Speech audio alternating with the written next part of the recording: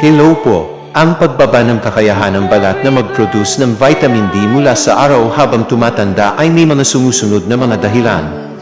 Paraman 12 po uli. Una, pagbaba ng pagkakaroon ng melanin. Ang melanin ay isang pigment na tumutulong sa pag-absorb ng UVB rays mula sa araw na kailangan para sa produksyon ng vitamin D.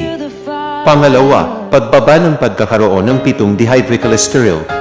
Ang 7-dehydrocholesterol ay isang kemikal na kailangan para sa produksyon ng vitamin D. Pangatlo, pagtaas ng pagkakaroon ng mga libreng radikal. Ang mga libreng radikal ay mga kemikal na nagdudulot ng pagkasira ng mga selula, kabilang ang mga selula ng balat. Ika-apat, pagbaba ng pagkakaroon ng mga enzyme. Ang mga enzyme ay mga kemikal na tumutulong sa pag-produce ng vitamin D. Ika-lima, pagtaas ng pagkakaroon ng mga problema sa balat. Ang mga problema sa balat tulad ng eczema, psoriasis, at mga iba pang kondisyon ay maaaring magdulot ng pagbaba ng kakayahan ng balat na mag-produce ng vitamin D. Ika-anim, pagbaba ng pagkakaroon ng mga nutrient.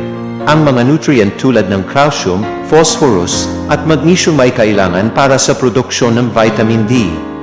Ika-pito, pagtaas ng pagkakaroon ng mga gamot. Ang mga gamot tulad ng anticonvulsants, steroids, at mga iba pang gamot ay maaaring magdulot ng pagbaba ng kakayahan ng balat na mag-produce ng vitamin D. Ika-walo, pagbaba ng pagkakaroon ng mga hormone. Ang mga hormone tulad ng parathyroid hormone ay kailangan para sa produksyon ng vitamin D. Upang maiwasan ang pagbaba ng kakayahan ng balat na mag-produce ng vitamin D, maaaring gawin ang mga sumusunod. Una, kumain ng mga pagkain na mayaman sa vitamin D. Pangalawa, uminom ng mga supplement ng vitamin D. Pangatlo, magpahinga sa labas ng araw sa umaga o hapon. Ika-apat, magkaroon ng mga plano ng pagtulog. Ika-lima, mag-iwas sa mga gamot na nagdudulot ng pagbaba ng kakayahan ng balat na mag-produce ng vitamin D. Ingat po palagi. God bless po.